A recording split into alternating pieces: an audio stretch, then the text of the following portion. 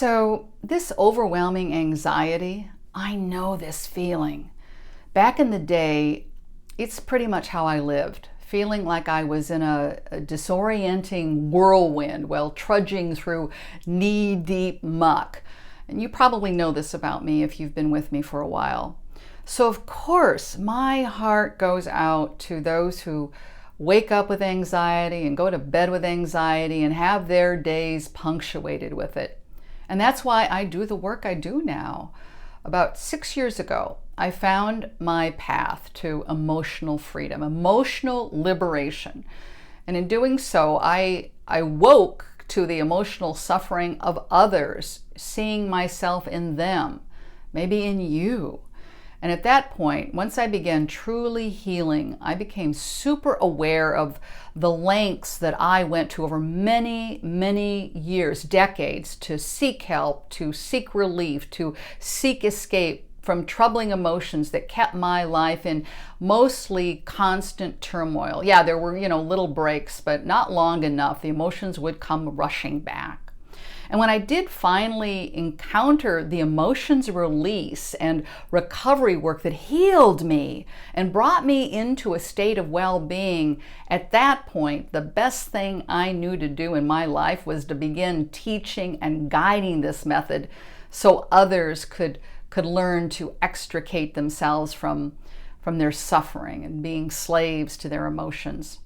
And in teaching and guiding groups of people through my courses and gatherings, I'm quite aware there's a group of people, pretty large group, who wrestle with anxiety and mostly try to keep it in check by focusing on something like work or school or other absorbing activities that serve as a distraction from feeling. And when that distraction is gone, then the anxiety rushes in and takes over. And when someone suffering like this comes to me for help and support, it can be tricky. And this is because my cannabis-assisted emotions work includes expressive meditation practices. And these practices invite a person to put the focus on themselves and the feelings that are coming up so they can be in touch with them. And for some people with heightened anxiety, putting their focus on being with themselves in this way can be quite overwhelming. And it's a real challenge for someone to pursue any centering or grounding techniques when intense emotions are coming up.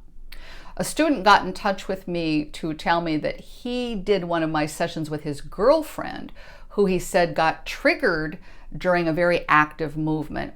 And his question was how to avoid something like this from happening.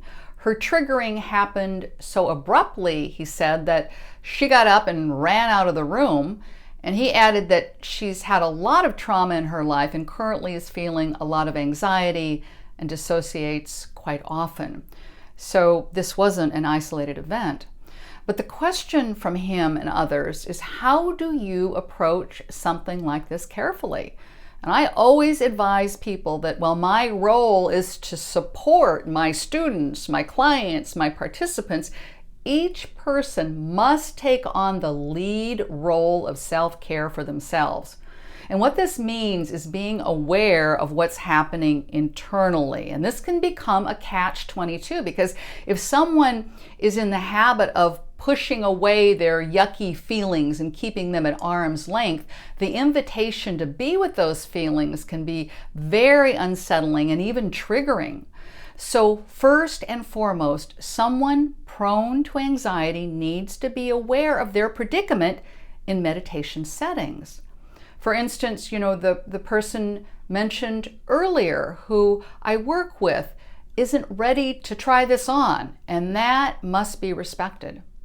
I always explain in my gatherings that if emotions start coming up too fast, because when we start inviting them up, they want to be heard and they start coming up faster. So if this happens, you need to slow down by moving into long, slow, deep breathing.